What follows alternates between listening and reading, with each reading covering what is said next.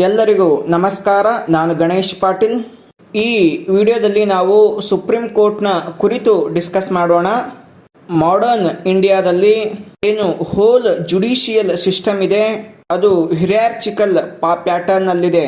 ಅಂದರೆ ಅದರ ಅರ್ಥ ಟಾಪ್ ಪ್ಲೇಸಲ್ಲಿ ಅಂದರೆ ನ್ಯಾಷನಲ್ ಲೆವೆಲ್ನಲ್ಲಿ ಸುಪ್ರೀಂ ಕೋರ್ಟ್ ಇದ್ದರೆ ಸ್ಟೇಟ್ ಲೆವೆಲ್ನಲ್ಲಿ ಹೈಕೋರ್ಟ್ಸ್ಗಳಿವೆ ಮತ್ತು ಈ ಹೈಕೋರ್ಟ್ಸ್ನ ಕೆಳಗಡೆ ಸಬ್ ಆರ್ಡಿನೇಟ್ ಸಿವಿಲ್ ಮತ್ತು ಕ್ರಿಮಿನಲ್ ಕೋರ್ಟ್ಸ್ಗಳು ಬರ್ತವೆ. ಈ ರೀತಿಯಾಗಿ ನಮ್ಮ ಭಾರತ ದೇಶದಲ್ಲಿ ಒಂದು ಹಿರಾರ್ಚಿಕಲ್ ಪ್ಯಾಟರ್ನ್ ನಲ್ಲಿ ಜುಡಿಷಿಯಲ್ ಸಿಸ್ಟಮ್ ವರ್ಕ್ ಮಾಡುತ್ತೆ. ಈ ಸಿಸ್ಟಮ್ ನಲ್ಲಿ ಸುಪ್ರೀಂ ಕೋರ್ಟ್ ಕೊಟ್ಟಂತಹ ಹೇಳಿಕೆಗಳು, ಆರ್ಡರ್ಗಳು, ಜಡ್ಜ್ಮೆಂಟ್ಗಳು, ಡಿಕ್ರಿಗಳು ಇವೆಲ್ಲವನ್ನ ಅದರ ಕೆಳಗಡೆ ಬರುವಂತಹ ಹೈಕೋರ್ಟ್ಸ್ಗಳು, ಸಬ್ ಆರ್ಡಿನೇಟ್ ಕೋರ್ಟ್ಸ್ಗಳು ಪಾಲನೆ ಮಾಡಬೇಕಾಗತ್ತೆ. ಇವತ್ತಿನ ಈ ಕ್ಲಾಸ್ನಲ್ಲಿ ನಾವು ಸುಪ್ರೀಂ ಕೋರ್ಟ್ನ ಬಗ್ಗೆ ತಿಳ್ಕೊಳ್ಳೋಣ.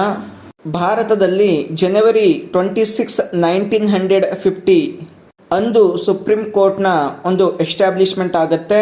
ಅದಕ್ಕಿಂತ ಮುಂಚೆ ಈ ಗವರ್ನಮೆಂಟ್ ಆಫ್ ಇಂಡಿಯನ್ ಆಕ್ಟ್ 1935ನ ಪ್ರಕಾರ ದೇಶದಲ್ಲಿ ಬ್ರಿಟಿಷ್ ಗವರ್ನಮೆಂಟ್ ಇತ್ತು. ಅವರು 1937ನಲ್ಲಿ ಫೆಡರಲ್ ಕೋರ್ಟ್ ಅನ್ನ ನಿರ್ಮಾಣ ಮಾಡಿದ್ರು. ಆದ್ರೆ ಯಾವಾಗ 1947ನಲ್ಲಿ ಭಾರತಕ್ಕೆ ಸ್ವಾತಂತ್ರ್ಯ ಸಿಗುತ್ತೆ, 1950ನಲ್ಲಿ ಕಾನ್ಸ್ಟಿಟ್ಯೂಷನ್ ಜಾರಿಗೆ ಬರುತ್ತೆ. ಆಗ ಸಂವಿಧಾನದ ಆರ್ಟಿಕಲ್ 124ನ ಪ್ರಕಾರ ಸುಪ್ರೀಂ ಕೋರ್ಟ್ ಅನ್ನ ನಿರ್ಮಾಣ ಮಾಡಲಾಗ್ತದೆ. ನಮ್ಮ ಸಂವಿಧಾನದಲ್ಲಿ ಆರ್ಟಿಕಲ್ 124 ಇಂದ ಹಿಡ್ಕೊಂಡು 147ವರೆಗೆ ನಾವು ಸುಪ್ರೀಂ ಕೋರ್ಟ್ಗೆ ಸಂಬಂಧಪಟ್ಟಂತಹ ಸುಪ್ರೀಂ ಕೋರ್ಟ್ನ ಎಸ್ಟಾಬ್ಲಿಷ್ಮೆಂಟ್ ಆಗಿರ್ಬೋದು, ಅದರ ಪವರ್ಸ್ ಆಗಿರ್ಬೋದು, ಅದರ ಜುರಿಸ್ಡಿಕ್ಷನ್ ಆಗಿರ್ಬೋದು, ಈ ಎಲ್ಲ ಪ್ರೊವಿಷನ್ಸ್ಗಳನ್ನ ನಾವು ನೋಡ್ತೇವೆ. ಸುಪ್ರೀಂ ಕೋರ್ಟ್ ಒಂದು ಕೋರ್ಟ್ ಆಫ್ ರೆಕಾರ್ಡ್ ಆಗಿದ್ದು ಕಾಂಟೆಂಪ್ಟ್ ಆಫ್ ಕೋರ್ಟ್ ನಂತಹ ಒಂದು ಅಪರಾಧಗಳಲ್ಲಿ ಪನಿಷ್ಮೆಂಟ್ ಕೊಡೋದ್ರಿಂದ ಹಿಡ್ಕೊಂಡು ಬಹಳಷ್ಟು ಒಂದು ಪವರ್ಸ್ಗಳನ್ನ ಈ ಕೋರ್ಟ್ ಹೊಂದಿದೆ. ಆರ್ಟಿಕಲ್ 130 ಪ್ರಕಾರ ಸುಪ್ರೀಂ ಕೋರ್ಟ್ನ ಹೆಡ್ ಕ್ವಾರ್ಟರ್ ಅಥವಾ ಮೇನ್ ಬ್ರಾಂಚ್ ಡೆಲ್ಲಿಯಲ್ಲಿರಬೇಕು ಮತ್ತು ಅದರ ಸಬ್ ಬ್ರಾಂಚ್ಗಳು ಪ್ರೆಸಿಡೆಂಟ್ನ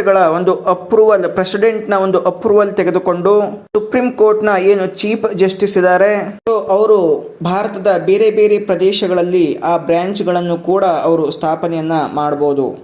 ಸುಪ್ರೀಂ ಕೋರ್ಟ್ನ ಕಾನ್ಸ್ಟಿಟ್ಯೂಷನ್ ಹೇಗಾಗ್ತು ಅನ್ನೋದನ್ನ ಸಂವಿಧಾನದ ಆರ್ಟಿಕಲ್ 124 ಕ್ಲಾಸ್ 1ನ ಪ್ರಕಾರ ಇಂಡಿಯಾ ಒಂದು ಸುಪ್ರೀಂ ಕೋರ್ಟ್ ಅನ್ನ ಹೊಂದಿರಬೇಕು. ಈ ಸುಪ್ರೀಂ ಕೋರ್ಟ್ ಅಲ್ಲಿ ಒಬ್ರು ಚೀಫ್ ಜಸ್ಟಿಸ್ ಆಫ್ ಇಂಡಿಯಾ ಇರಬೇಕು ಮತ್ತು ಅವರ ಜೊತೆ 7 ಅದರ್ ಸುಪ್ರೀಂ ಕೋರ್ಟ್ ಜಡ್ಜಸ್ಗಳು ಇರ್ಬೇಕಂತ ಹೇಳಿ ಈ ಆರ್ಟಿಕಲ್ ಹೇಳುತ್ತೆ. ಇದೇ ಆರ್ಟಿಕಲ್ ಏನ್ ಹೇಳುತ್ತಂದ್ರೆ ಪಾರ್ಲಿಮೆಂಟ್ ಲಾಗಳನ್ನ ಪಾಸ್ ಮಾಡಿ ಸುಪ್ರೀಂ ಕೋರ್ಟ್ ಜಡ್ಜಸ್ಗಳ ಸಂಖ್ಯೆಯನ್ನ ಹೆಚ್ಚಿಗೆ ಮಾಡಬಹುದು ಅಂತ ಹೇಳುತ್ತೆ. 1960ರಲ್ಲಿ ಜಡ್ಜಸ್ಗಳ ಮ್ಯಾಕ್ಸಿಮಮ್ ಸಂಖ್ಯೆ 13ರಿಂದ 17ಕ್ಕೆ ಏರಿಸಲಾಗುತ್ತೆ. 1977ರಲ್ಲಿ 17ರಿಂದ 25ಗೆ ಏರಿಸಲಾಗುತ್ತೆ. ಹೀಗೆ ಲಾಗಳು ಪಾಸ್ ಆಗಿ ಈಗ ಪ್ರೆಸೆಂಟ್ 33 ಜಡ್ಜಸ್ಗಳವರೆಗೆ ಕೇಂದ್ರ ಸರ್ಕಾರ ಅಪಾಯಿಂಟ್ ಮಾಡಬಹುದು ಅಂತ ಹೇಳಿ ಹೇಳಲಾಗುತ್ತೆ. ನೆಕ್ಸ್ಟ್ ಈ ಜಡ್ಜಸ್ಗಳ ಅಪಾಯಿಂಟ್ಮೆಂಟ್ ಹೇಗಾಗುತ್ತೆ ಮತ್ತು ಅವರ ಕ್ವಾಲಿಫಿಕೇಶನ್ಸ್ಗಳು ಏನು ಇರಬೇಕು ಅನ್ನೋದನ್ನ ನೋಡೋಣ. ಆರ್ಟಿಕಲ್ 124 ಕ್ಲಾಸ್ 2ನ ಪ್ರಕಾರ ಸುಪ್ರೀಂ ಕೋರ್ಟ್ ಜಡ್ಜಸ್ಗಳನ್ನ ಪ್ರೆಸಿಡೆಂಟ್ ಅವರು ಅಪಾಯಿಂಟ್ಮೆಂಟ್ ಮಾಡ್ತಾರೆ. ಅವರು ಅಪಾಯಿಂಟ್ಮೆಂಟ್ ಮಾಡುವಂತಹ ಸಂದರ್ಭದಲ್ಲಿ ಸಮಯದಲ್ಲಿ ಇದ್ದಂತಹ ಸುಪ್ರೀಂ ಕೋರ್ಟ್ ಜಡ್ಜಸ್ಗಳ ಸಲಹೆಯನ್ನ ಮತ್ತು ಎಲ್ಲಾ ಹೈಕೋರ್ಟ್ಗಳ ಸಲಹೆಯನ್ನ ಪಡ್ಕೊಂಡು ನೇಮಕವನ್ನ ಮಾಡ್ತಾರೆ. ಈ ರೀತಿಯಾಗಿ ಅಪಾಯಿಂಟ್ಮೆಂಟ್ ಆದಂತಹ ಸುಪ್ರೀಂ ಕೋರ್ಟ್ಗಳ ಜಡ್ಜ್ಗಳ ಒಂದು ಕಾಲಾವಧಿ, ಅವರ ರಿಟೈರ್ಮೆಂಟ್ ಏಜ್ 65 ಇಯರ್ಸ್. ಅವರು 65 ಇಯರ್ಸ್ ಏಜ್ ಹೊಂದುವವರೆಗೆ ಅಪಾಯಿಂಟ್ಮೆಂಟ್ ಆದ ದಿನದಿಂದ ಅವರು ಸುಪ್ರೀಂ ಕೋರ್ಟ್ನ ಜಡ್ಜಸ್ ಆಗಿರ್ತಾರೆ. ಸುಪ್ರೀಂ ಕೋರ್ಟ್ ಜಡ್ಜಸ್ಗಳು ರೆಸಿಗ್ನೇಷನ್ ಮಾಡಬೇಕು ಅಂದಾಗ ಅವರು ರೆಸಿಗ್ನೇಷನ್ ಲೆಟರ್ ಅನ್ನ ಪ್ರೆಸಿಡೆಂಟ್ಗೆ ಕೊಡಬೇಕು. ಸುಪ್ರೀಂ ಕೋರ್ಟ್ನಲ್ಲಿರುವಂತಹ ಜಡ್ಜಸ್ಗಳನ್ನ ರಿಮೂವ್ ಮಾಡಬೇಕು ಅಂದಾಗ ಸಂವಿಧಾನದಲ್ಲಿ ಕೊಟ್ಟಂತಹ ಇಂಪೀಚ್ಮೆಂಟ್ ಮೋಷನ್ ಅನ್ನ ಪಾರ್ಲಿಮೆಂಟ್ ಅಲ್ಲಿ ಪ್ರಪೋಸ್ ಮಾಡೋ ಮುಖಾಂತರ ಪಾರ್ಲಿಮೆಂಟ್ನ ಎರಡು ಹೌಸ್ಗಳ ಒಂದು ಮೆಜಾರಿಟಿ ವೋಟಿಂಗ್ ಅನ್ನ ಪಡ್ಕೊಂಡು ಅವರನ್ನ ರಿಮೂವ್ ಮಾಡಬಹುದು.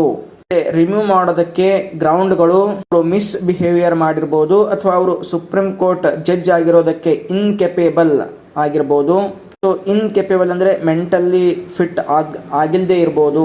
ಕೇವಲ ಈ 2 ಗ್ರೌಂಡ್ಗಳ ಆಧಾರದ ಮೇಲೆ ಸುಪ್ರೀಂ ಕೋರ್ಟ್ ಜಡ್ಜಸ್ಗಳನ್ನ ರಿಮೂವ್ ಮಾಡಬಹುದು. ಆರ್ಟಿಕಲ್ 124 ಕ್ಲಾಸ್ 3ನ ಪ್ರಕಾರ ಸುಪ್ರೀಂ ಕೋರ್ಟ್ಗೆ ಜಡ್ಜ್ ಆಗಿ ಅಪಾಯಿಂಟ್ಮೆಂಟ್ ಮಾಡುವಂತಹ ವ್ಯಕ್ತಿ ಭಾರತದ ಪ್ರಜೆಯಾಗಿರಬೇಕು ಮತ್ತು ಭಾರತದಲ್ಲಿ ಇರುವಂತಹ ಒಂದು ಹೈಕೋರ್ಟ್ ಅಥವಾ ಬೇರೆ ಬೇರೆ ಹೈಕೋರ್ಟ್ಗಳಲ್ಲಿ 5 ವರ್ಷ 5 ಇಯರ್ಸ್ ಜಡ್ಜ್ ಆಗಿ ವರ್ಕ್ ಮಾಡಿರಬೇಕು. ಭಾರತದ ಒಂದು ಅಥವಾ ಒಂದಕ್ಕಿಂತ ಹೆಚ್ಚಿನ ಕೋರ್ಟ್ಗಳಲ್ಲಿ 10 ಇಯರ್ಸ್ 10 ವರ್ಷಗಳ ಕಾಲ ಅವರು ಅಡ್ವೊಕೇಟ್ ಆಗಿ ವರ್ಕ್ ಮಾಡಿರಬೇಕು. ಅಥವಾ ಒಂದು ಪ್ರೆಸಿಡೆಂಟ್ನ ಒಪಿನಿಯನ್ನ ಮೇಲೆ ಒಬ್ಬರು ಡಿಸ್ಟಿಂಗ್ವಿಶ್ಡ್ ಜೂರಿಸ್ಟ್ ಅಥವಾ ಕಾನೂನಿನ ಬಗ್ಗೆ ಸಂಪೂರ್ಣವಾದಂತಹ ನಾಲೆಜ್ ಅನ್ನು ಹೊಂದಿದಂತಹ ವ್ಯಕ್ತಿ ಆದರೂ ಕೂಡ ಅವರನ್ನು ಕೂಡ ಜಡ್ಜ್ ಆಗಿ ಅಪಾಯಿಂಟ್ಮೆಂಟ್ ಮಾಡಬಹುದು.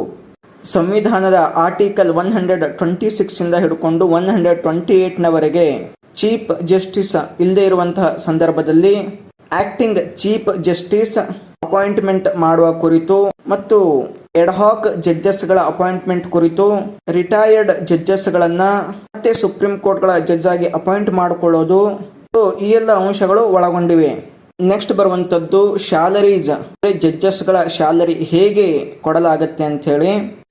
ಸಂವಿಧಾನದ ಶೆಡ್ಯೂಲ್ 2 ಪ್ರಕಾರ ಮತ್ತು ಸಂವಿಧಾನದಲ್ಲಿ ಬರುವಂತಹ ಆರ್ಟಿಕಲ್ 125ನ ಪ್ರಕಾರ ಜಡ್ಜಸ್ಗಳಿಗೆ ಸೆಂಟ್ರಲ್ ಗೌರ್ನಮೆಂಟ್ ಸ್ಯಾಲರಿಯನ್ನ ಕೊಡುತ್ತೆ.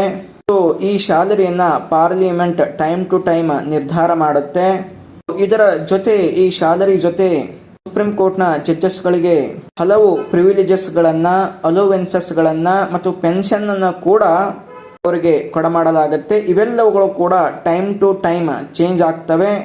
ಇವರಿಗೆ ಎಷ್ಟು ಪೇಮೆಂಟ್ ಕೊಡಬೇಕಂತೇಳಿ ಪಾರ್ಲಿಮೆಂಟ್ ಡಿಸೈಡ್ ಮಾಡುತ್ತೆ. ಸ್ನೇಹಿತರೆ, ಇದಿಷ್ಟು ಒಂದು ಸುಪ್ರೀಂ ಕೋರ್ಟ್ನ ಕುರಿತು ಒಂದು ಸಂಕ್ಷಿಪ್ತವಾದಂತಹ ಮಾಹಿತಿ.